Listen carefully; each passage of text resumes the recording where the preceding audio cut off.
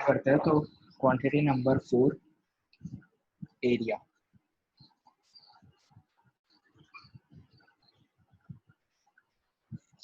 Area कैसे define होता है? इस तरीके का रेक्टेंगुलर ब्लॉक है एल और बी, तो इसके लिए एरिया मुझे डिफाइन करना है, तो area equals to L cross B. Area is defined as L cross B. उसका डायमेंशन फॉर्मूला क्या आएगा? तो लेंथ का डायमेंशन होगा L1 और ब्रेथ का डायमेंशन होगा L1, तो L1 क्रॉस L1 L2 हो जाएगा। ठीक है, क्या बता रहा हूँ, लेंथ का डायमेंशन L1, ब्रेथ का dimension L1, L1 cross L1 L square. तो इस तरीके से मुझे एरिया मिल जाएगा। तो एरिया का डायमेंशन फॉर्मूला होता है L square. And what about its unit?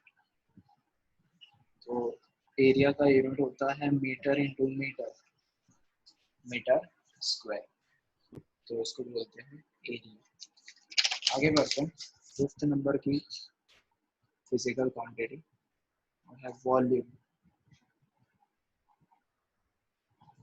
तो वॉल्यूम कैसे मिलेगा? Volume is defined as LBH। Volume is LBH, L cross B cross B। तो उसका dimension formula L1 cross L1 cross L1, तो volume आ जाएगा L3 cube. ये dimension formula and unit will be metre cube. 6 number की physical quantity that is density. Density क्या होगा? Density equals to mass upon volume. ठीक है, mass is m upon volume is capital V, तो उसको बोलते हैं डेंसिटी। अब इसके अंदर डायमेंशन फॉर्मूला मुझे चाहिए, तो मास का डायमेंशन होगा m1 और वॉल्यूम का डायमेंशन फॉर्मूला होगा L क्यूब। तो डायमेंशन फॉर्मूला आएगा m1 L minus 3। What about its unit? तो मास का किलोग्राम, लेंथ का मीटर क्यूब, तो आंसर इज किलोग्राम पर मीटर क्यूब होती है डेंसिटी। ठीक है, तो इस तरीके से हम डेंसिटी को भी कैलकुलेट कर सकते हैं। इतना लिखना। Next physical quantity 7 is momentum. What is momentum? Momentum is defined as mass into velocity. M for mass, V for velocity. So P equals to M into V. What about dimensional formula? Mass का dimension होगा M1, velocity का dimension होगा L1 T minus 1. तो momentum का dimension formula आ जाएगा M1 L1 T minus 1. Mass का M1 और velocity का L1 T minus 1. And unit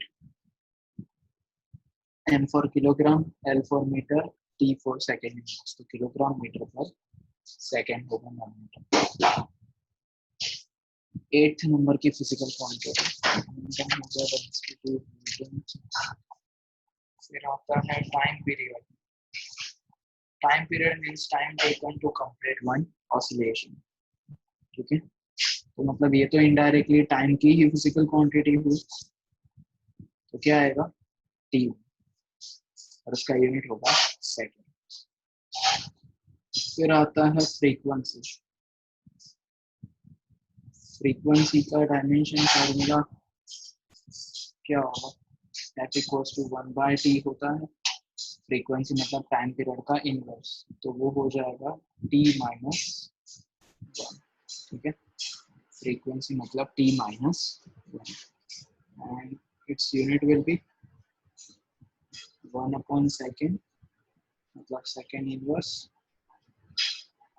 which is called hertz. तो हर्ट्ज हो जाएगा उसका यूनिट। ये सब चीजें हम 9 10th में पढ़ के आए। ठीक है, लिख लीजिए। Next physical quantity, quantity number 10 force. Force is defined as mass into acceleration. Okay, force is defined as mass into acceleration. F equals to mass. तो उसका डायमेंशन फॉर्मूला क्या आएगा? फोर्स का डायमेंशन फॉर्मूला, मास का डायमेंशन होगा m1 और acceleration का dimension होगा l1t माइनस, ऐसा बोल सकते हैं, मास का m1 और एक्सेलरेशन का l1t माइनस 2। तो आंसर आएगा m1 l1t माइनस 2। ठीक है, और उसका यूनिट क्या होगा? तो उसमें दो टाइप के यूनिट होते हैं, एक ऐसा यूनिट लेते हैं kg per और meter एक square. CGS यूनिट लेते हैं। ऐसा यूनिट होगा kg मीटर पर सेकेंड स्क्वायर और दूसरा यूनिट होगा m फॉर ग्राम सेंटीमीटर पर सेकेंड स्क्वायर। ठीक है, दो यूनिट्स होगा, किलोग्राम मीटर पर सेकेंड स्क्वायर, ग्राम सेंटीमीटर पर सेकेंड स्क्वायर। इसको बोलते हैं न्यूटन और इसको बोलते हैं डाइन। कोई भी साइंटिस्ट के नेम पर से यूनिट होता है तो उसका इनिशियल स्मॉल से लिखते हैं और सिंबल कैपिटल, और सिर्फ तुम्हें नाम लिखना है तो पूरा लेटर स्मॉल में लिखना है। इस तरीके से उसके यूनिट्स डिफाइन होते हैं। ठीक है, तो न्यूटन और ये हो गया डाइन। तो इस तरीके से हम डिफरेंट यूनिट्स को डिफाइन कर सकते हैं। Force F equals to ma, जिसमें डिफाइन हो गया मास और एक्सेलरेशन का डायमेंशन पुट करके इस तरीके से मुझे वैल्यू मिल जाती है, साइन और CGS में। तो अब इन दोनों के बीच में रिलेशन मुझे चाहिए। 1 newton equals to 1 kilogram metre पर सेकेंड स्क्वायर होता है। तो 1 किलोग्राम मतलब कितना ग्राम होगा? 10⁻³ ग्राम। 1 मीटर मतलब 10⁻² सेंटीमीटर और सेकेंड तो 1 second raise to -2। 1 newton equals to 10⁻³ into 10⁻²। Gram centimetre पर सेकेंड स्क्वायर होता है। 1 newton equals to 10⁻³ plus 2 5 gram centimetre पर सेकेंड स्क्वायर होगा। इसको बोलते हैं 1 न्यूटन। तो इस तरीके से हमें 1 न्यूटन का रिलेशन मिल गया। इसको क्या बोलेंगे? डाइन। तो 1 न्यूटन इज 10⁻5 डाइन। ऐसे ही मुझे वर्क डिफाइन करना है। क्वांटिटी का नाम है वर्क। तो work is defined as force multiply displacement. जैसे मैंने इधर फोर्स लगाया तो वो डिस्प्लेस होकर यहाँ पे चला गया। कितना डिस्प्लेस हो गया? वो यहाँ से लेकर यहाँ तक। तो work is defined as force multiply displacement F cross S या फिर F क्रॉस D। तो इस तरीके से तो वर्क को डिफाइन कर सकते हो। ठीक है, तो उसकी डायमेंशन फॉर्मूला क्या होती है? फोर्स का डायमेंशन होता है m1 l1t माइनस 2 और डिस्प्लेसमेंट का डायमेंशन होता है l1।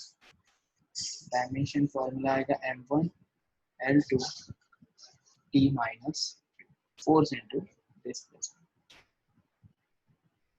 What about its unit? तो इसमें भी दो यूनिट है, एक होगा SI यूनिट, दूसरा होगा CGS unit. SI unit F cross S पर से बनाओ। F का SI यूनिट क्या होता है? न्यूटन। S का मीटर। तो न्यूटन इंटू मीटर को बोलते हैं जूल, कैपिटल J। इसको क्या बोलते हैं? जूल। और CGS यूनिट में F क्रॉस S में F को बोलो डाइन और S मतलब सेंटीमीटर। तो डाइन इंटू सेंटीमीटर को क्या बोलेंगे? अर्ग। दो यूनिट्स हो गए, जूल एंड अर्ग। 1 joule equals to 1 newton into meter. 1 newton is 10⁵ dyne and 1 meter is 10⁵2 centimeter. 10⁵5, 10⁵2, 10⁵7 dine into centimetre होगा। ठीक है, तो डाइन इंटू सेंटीमीटर को बोलते हैं अर्ग। तो 1 जूल इक्वल्स टू 10⁻⁷ अर्ग हो जाएगा। तो इस तरीके से मुझे वर्क की वैल्यू मिल जाएगी 1 जूल इक्वल्स टू 10⁻⁷। दोनों ही इम्पोर्टेंट है, देख लो। नेक्स्ट 12 नंबर की फिजिकल क्वांटिटी। 12 नंबर की फिजिकल क्वांटिटी का नाम है पावर। पावर क्या होता है? Power is defined as rate of work done. ठीक है, power is defined as rate of work done. Work पर यूनिट टाइम को बोलते हैं पावर। तो डायमेंशन फॉर्मूला अगर मुझे चाहिए तो वर्क का डायमेंशन होगा m1 L2 t-2 divide by time t। ठीक है, तो डायमेंशन फॉर्मूला पर से m1 L2 t-3 हो जाएगा।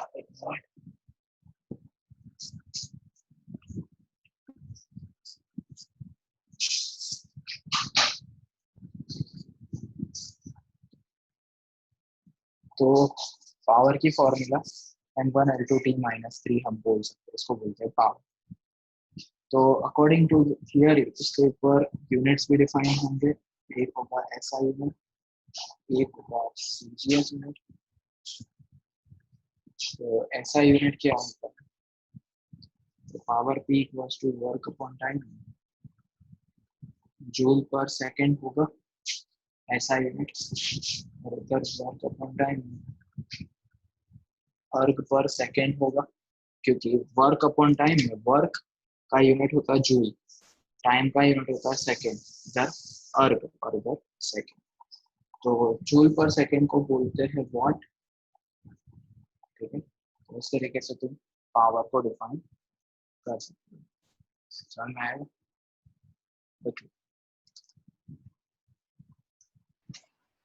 तो हमने अभी तक जो देखा वो थे सारे फंडामेंटल और डेराइव्ड क्वांटिटीज।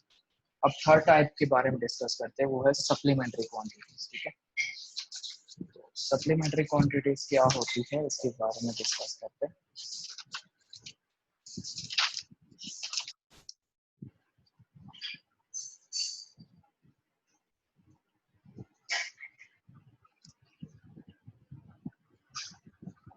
ठीक है, तो सप्लीमेंट्री क्वांटिटीज को दूसरा नाम है डायमेंशनलेस क्वांटिटी। उसका दूसरा नाम क्या है? Dimensionless quantity. तो इसके अंदर हम दो क्वांटिटी के बारे में बात करेंगे। पहला है प्लेन एंगल, जो होता है 2 डायमेंशन। इसके अंदर हम ऐसा एक सर्कल अज्यूम करेंगे। सर्कल के दो मैंने आर्क ले लिए, ए और बी, और इधर एंगल थीटा बन रहा है। ये रेडियस आर हो गया, दिखाई दे रहा है? तो ऐसे सर्कल में ए बी आर्क हो गया, वो सेंटर से ये रेडियस होती है। तो angle is defined as arc upon radius. Angle theta is defined as arc A B upon radius R. इस तरीके से हमें एंगल डिफाइन होता है।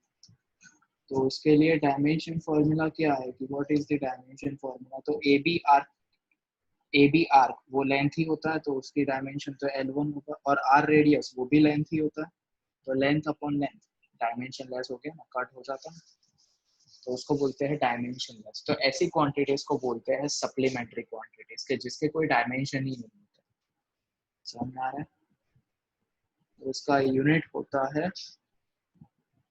Radian, RAD। 180 degree equals to pi radian. ये रिलेशन हो गया प्लेन एंगल का। ये होता है ना, सर्कल होता है जिसमें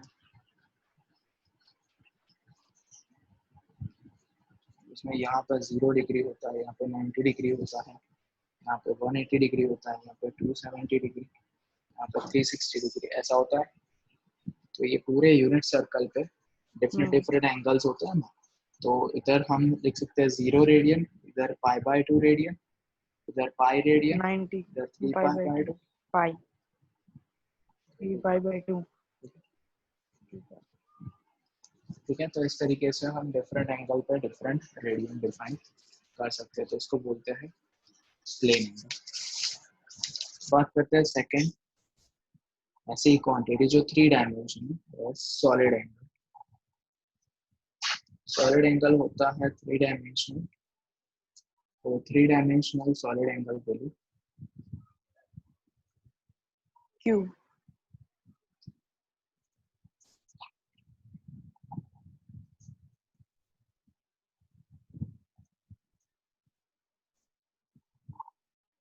इस तरीके का एक मैंने शेप बनाया है,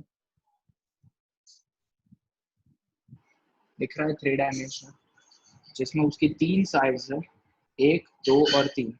तो हर एक साइड इसके साथ कोई एक एंगल बना रहा है, हर एक साइड इसके साथ एक एंगल बना रहा है, वो एंगल है सॉलिड एंगल ओमेगा। ठीक है, इसको मैं हाईलाइट करके दिखाता हूँ, ये कैसा दिखेगा।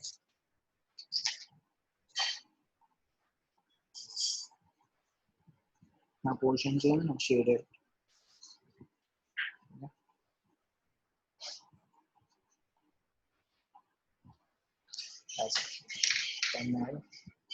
तो हर एक साइड के साथ वो एंगल बना रहा है omega equals to area upon radius square, area upon radius square, इसको बोलते हैं एरिया। ओमेगा એટલે ઓમ જ ને? नहीं, ए ओम अलग છે, ए रेजिस्टेंस છે, आ ओमेगा सिंबल। तो area of this surface upon radius का स्क्वायर, इसको बोलते हैं ओमेगा। ठीक है, और इसका यूनिट होता है टी रेडियन, ऐसा। ओके, उस तरीके से दो क्वांटिटीज डिफाइन कर सकते हैं। इसका भी डायमेंशन फॉर्मूला अगर निकालते हैं तो एरिया अपॉन रेडियस स्क्वायर में एरिया का डायमेंशन क्या होता है, एल स्क्वायर, और लेंथ का डायमेंशन भी क्या होता है, एल स्क्वायर। तो एल स्क्वायर कट हो गया तो क्या आएगा, डायमेंशन लेस आएगा। ठीक है, तो इस तरीके से हम डायमेंशन लेस क्वांटिटी को डिफाइन कर सकते हैं। ऐसी दो क्वांटिटीज है सप्लीमेंट।